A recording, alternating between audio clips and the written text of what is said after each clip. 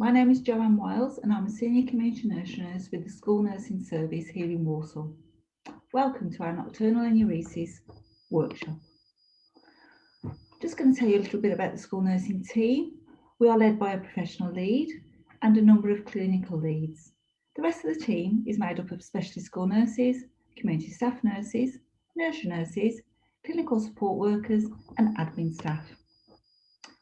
We are a confidential service and we have a single point of access, taking referrals from parents and children themselves and other professionals, and we are based at Harden Health Centre in Walsall.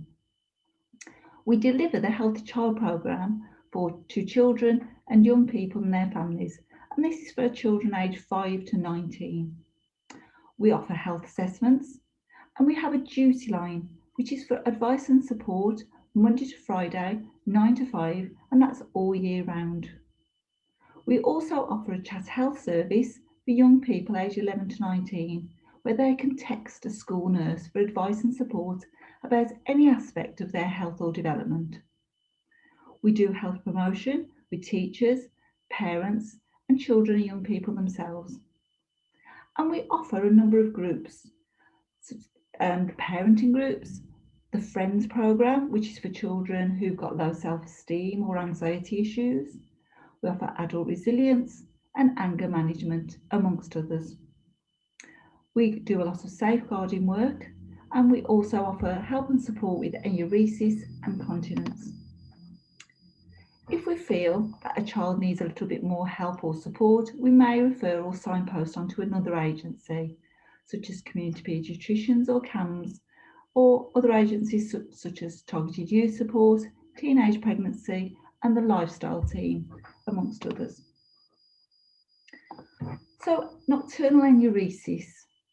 Nocturnal enuresis describes any amount of wetting during sleep in a child aged 5 years or over, and that's at least twice a week, where there is no medical reason for it. For children under the age of 5 years, it's considered normal and we wouldn't be worried about them.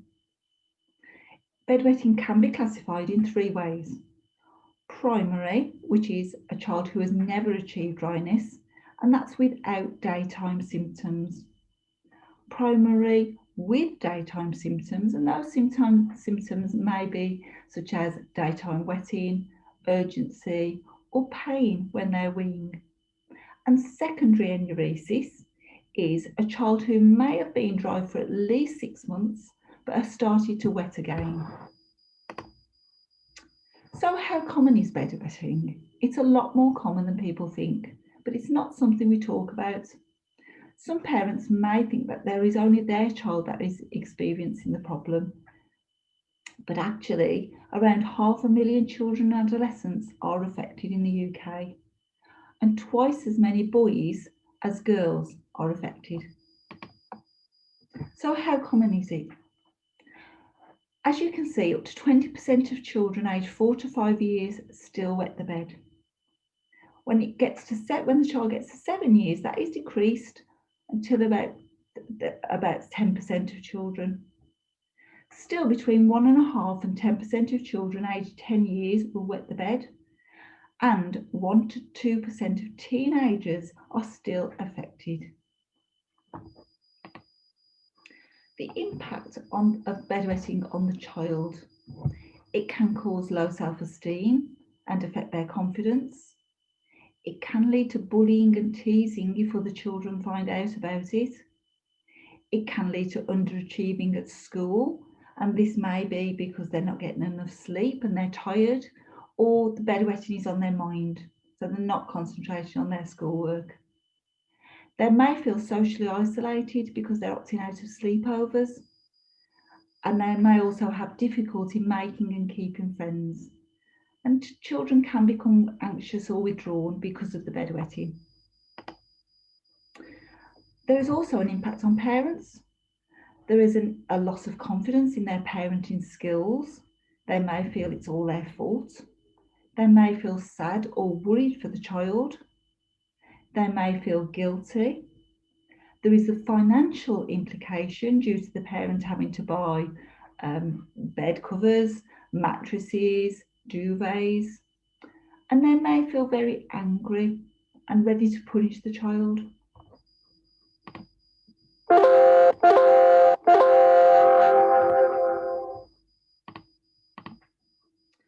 So what are the causes of bedwetting? One cause may be it's hereditary.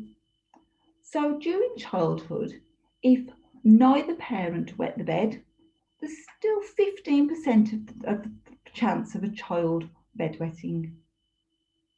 As you can see, it increases if one parent was a bedwetter.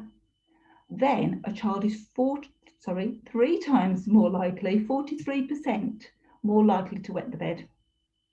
And if both parents were bedwetters, then the child is 5 times more likely, 77% chance that the child will be a bedwetter.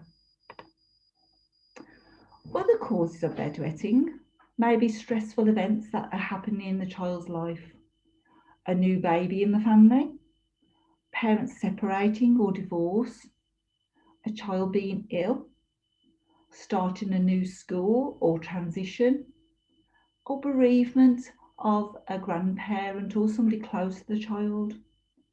So any of these stressful events may trigger a child to bedwet that has previously been dry.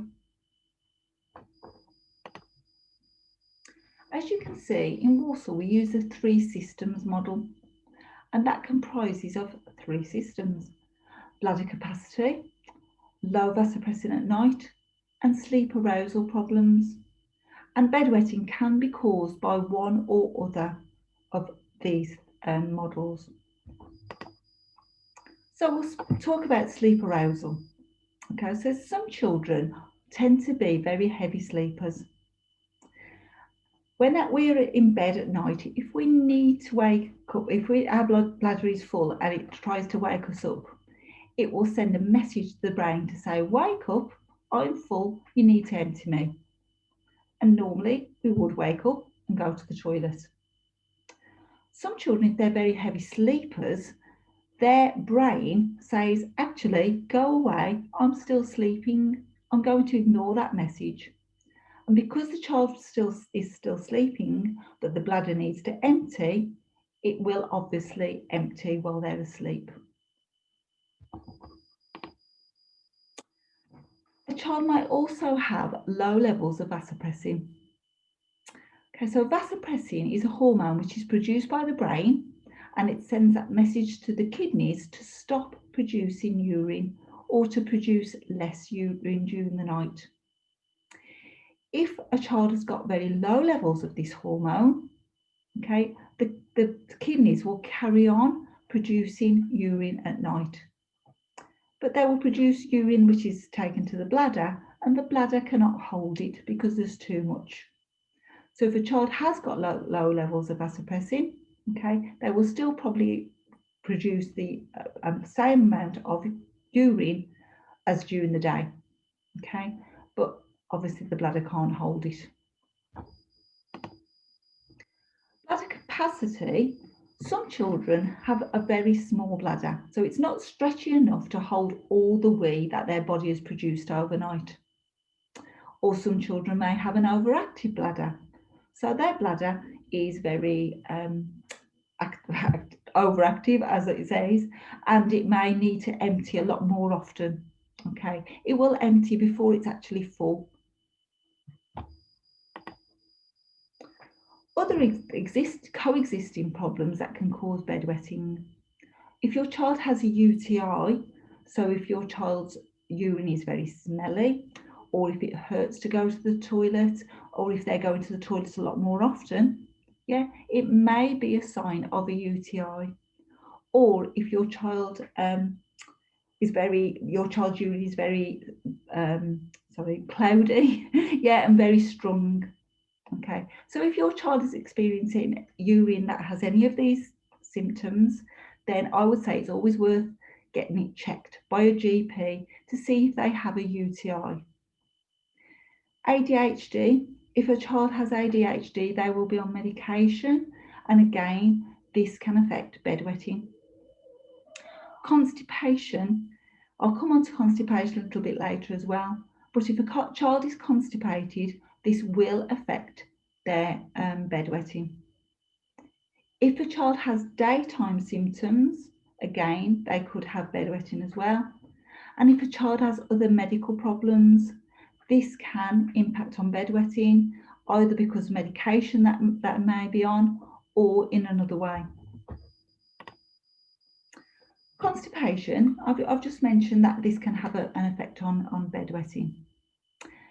If a child has constipation, then that means that the bowel is full, okay? And this can actually push on the bladder, which will cause the bladder to want to empty more often. If a child is constipated and that bowel is pushing on the bladder at night, obviously it will need to empty. Constipation can be classed as passing fewer than 3 stools a week. So if your child goes to the toilet less than 3 times a week, this is classed as constipation. If we look at the stool chart on the left, if your child's stools are type 1 and 2, okay, and they're large stools, then again, that is classed as constipation. As you can see, type 1 is what we call little rabbit droppings.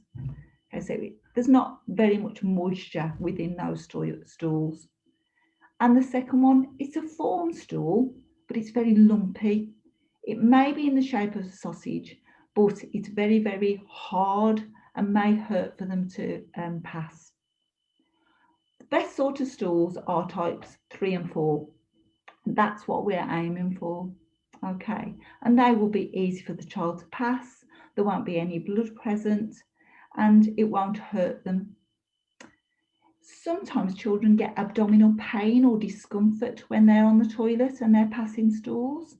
Obviously, this again is constipation. And the stools may also have blood in them. Again, this is something to look out for. So as I've said, if a child is constipated, the black bowel will be pushing on the bladder. I can't get my words out today. The bowel will be pushing on the bladder, okay, which may mean that the bladder needs to empty more often. So when to start overcoming that bedwetting? So that the child needs to be emotionally ready.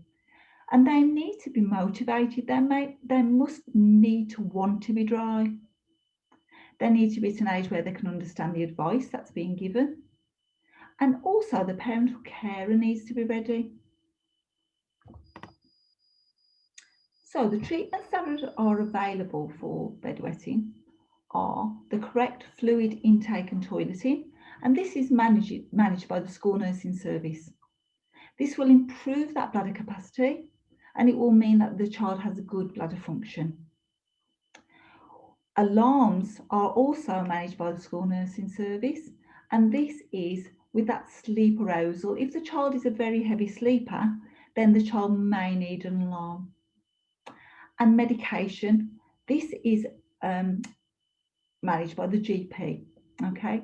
So this is to address that poor vasopressin production or an overactive bladder. So we need to address the bladder capacity first of all. So we need to first of all make sure that your child is having the recommended amounts of fluid each day. As you can see, fluid amounts recommended are different for different age groups and for the different sexes.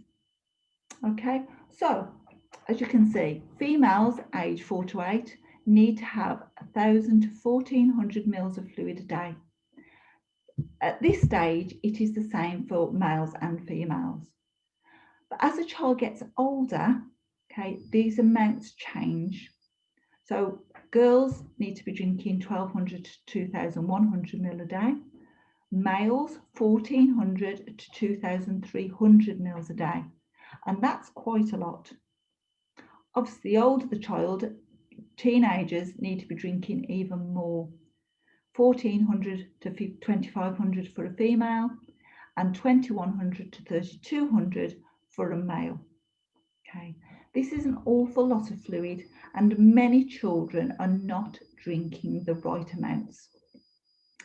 If you think of the child's bladder as a balloon, okay, if they're drinking throughout the day, the required amount that they need to be drinking, and they're going to the toilet, this balloon is blowing up and then going back down again, and it's stretching the bladder all the time. If we're stretching the bladder, we are making the muscles around the bladder very strong. So the bladder will then be able to hold that urine during the night. Many children that wet the bed are not drinking enough fluids, so they need to be drinking these correct amounts.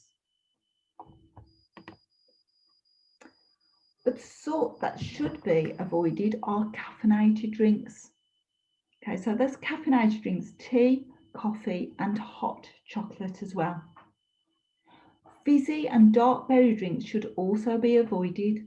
So if a child isn't drinking fizzy drinks, but they're drinking dark berry, so that is the black currant, red currants, that sort of thing, and even if that's squash, that should be avoided. Too much milk, okay, many parents will say to us, but my child drinks lots of fluids, but actually it's milk. The first drink of milk during a day can be counted. Anything after that is counted as a food. Okay, so child should really be drinking as much water as possible. What should also be avoided is lifting and waking during the night. So if you are waking your child up to go to the toilet when you go to bed and putting them on the toilet, this should be avoided. The child probably doesn't know that they're actually awake. The child probably doesn't even know that they're sitting on the toilet. So what this is saying to the body is, I need to wee at the same time every night. I need to release that urine. So even if you don't put them on the toilet at 11 o'clock, 12 o'clock at night, the body will still release that urine. And the use of pull-ups and nappies. And this is probably one of the things that is the biggest thing for a parent. If you do use pull-ups or nappies, this is saying to the child, you can still wet because I'm here. I'm here to catch the wee. I'm here to support you. So once we start to take those pull-ups away, it's really difficult for the child to get into that routine of waking up and going to the toilet, because the child is used to weeing when they're asleep, because they've got those pull-ups on. Something that you can do though is avoid shouting. It's not your child's fault. If you look at the reasons why a child may wet the bed, there's lots of reasons. It could be because you were a bedwetter or another parent was a bedwetter. It could be that they're not drinking enough, so their bladder isn't strong enough. Yeah, there's lots of reasons why the child may still be wetting the bed. It's not their fault. Make sure your child's got a good balanced diet, because obviously this will help with the constipation. Encourage them to use the toilet 4 to 7 times a day. This is the average time that a child will be going to the toilet. So going to the toilet 4 to 7 times a day is normal, and that's what should be encouraged. Encourage a good bedtime routine. Okay, if they go to the toilet, get ready for bed, brush their teeth, have a story, yeah, they've got a good bedtime routine. Make sure that they go back to the toilet though before going to sleep. So if your child gets ready for bed and goes to the toilet, puts their pajamas on, brushes their teeth, and then gets into bed and maybe reads for half an hour or watches the TV for 30 minutes, make sure that they go back to the toilet again before going to sleep. This is called double voiding, okay, and that's really important. Ensure that they've got good access to the toilet. If your bathroom is downstairs and your child is in a bedroom upstairs, it might be a good idea to have a potty or a bucket in the bedroom that they can access until they are a lot happier about going downstairs. Think about the sleeping arrangements as well. If your child is on the top bunk and they are obviously a little bit unsure about going down the ladder to get to the bathroom, it might be worth putting them on the bottom bunk. Encourage your child to help with changing the bedding. This is very important. If a child goes to bed thinking, actually, if I wet the bed, I've got to help change it, it can be a bit of a deterrent. Ensuring that there's good hygiene. So if a child has wet the bed, it's really important that they have a shower or a bath the following morning. Obviously, if they can get into that good hygiene routine, it will make sure that they will go to school smelling nice and they're not going to be smelling of urine. As we said at the beginning, if a child does smell of urine, it can lead to bullying issues. Complete the charts included in the pack. Okay, I will tell you about the pack later on, but what we would encourage you to do is keep a good account of what's happening, and all the charts that you would need to keep those accounts are included in the pack. Encourage your child to drink the recommended amounts. So the amounts that we said earlier on, that's what they should be drinking. So the more that you can encourage them to drink those amounts, the better. Using rewards, but only using rewards for something that your child has got control over, such as the amounts of drinks that they're having. So it's really important that if your child does increase their drinks, does increase the amount of fluids that they need to be drinking, they are rewarded for that. Don't reward dry nights, because it might be very difficult for your child to achieve that. Okay, so don't reward dry nights to begin with. Reward them for doing things that's going to help. So it might be that they're also rewarded for things such as helping to change the bed, getting up and telling you if they've wet the bed. That may be a big step forward for your child. Don't remove rewards once your child has earned them. This is really important. Your child has earned that reward, and if you take away something that's already been earned, they may think, what's the point in even trying? Include your child in deciding what the reward's going to be, and trying to avoid rewards that cost money. The biggest reward you can give your child is time. Okay, so if you can spend some time with your child doing something that they enjoy doing, this is a really good reward. And that can be watching the DVD, playing a game together, baking together. Be clear with your child what the reward's going to be, what they're going to be rewarded for. That's really important as well. Being very consistent with those rewards and being mindful of other children in the family. I have known parents have started rewarding a child who has been really doing well with their bedwetting, and another child in the family has started wetting the bed, and that's because they can see that the child that was bedwetting is starting to get a lot of attention. So be very mindful of other children in the family. So something else that we would encourage you to do is to think about bladder capacity. So within the packs that we have charts for measuring bladder capacity. And it's important that you do this, because if drinking more, then obviously they will be going to the toilet more. If your child is drinking more, it should be what's the word I'm looking for? Improving your child's bladder capacity. It will be stretching their bladder. Okay, so your child's bladder should be able to hold more. So you may find that your child is starting to do bigger wheeze. To measure this, we would need you to do 2 measurements a week at different times of the day. And we would encourage you to do it every week for 8 weeks. And what they need to do is to wee into a jug.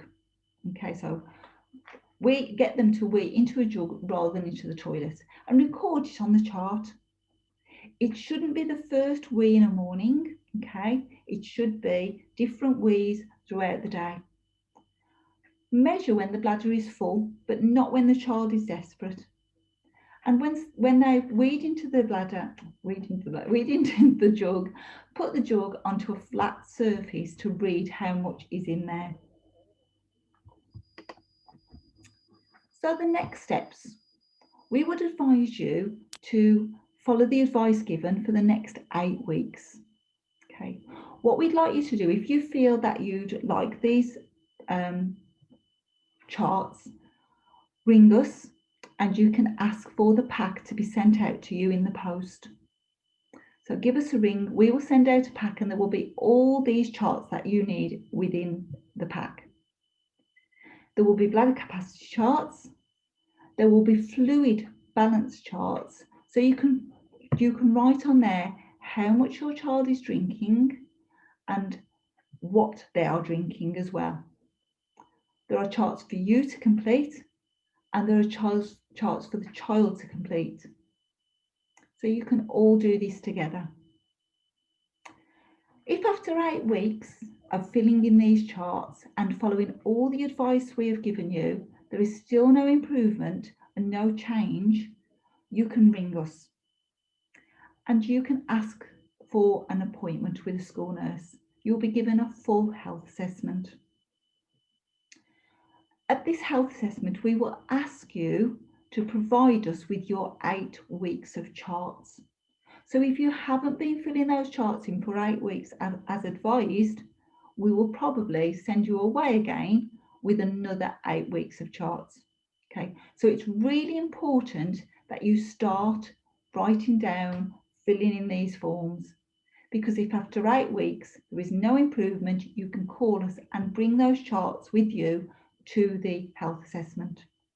Okay. Any changes that you make are going to be slow. Okay. Remember to write those fluid and balance amounts down. Okay. But think very positively. You may feel that you're not getting anywhere, but we wouldn't be worried about you for, as I say, 8 weeks. It's really important that you bring all the charts with you that you have completed and your child has completed to the assessment. As I say, we have a single point of access, so it's important that if you do feel that you need these charts, to give us a ring on 01922 423349. If you need any further advice or support or need to contact us about any other aspect of your child's health, this is the number to ring.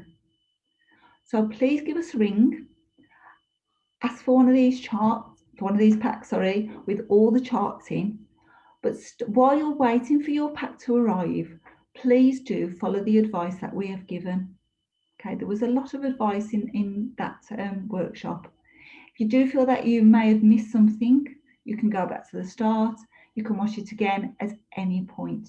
Okay, but please do give us a ring if you've got any further questions that you'd like to ask. Okay, thank you so much for attending today's workshop, and I hope you found it useful.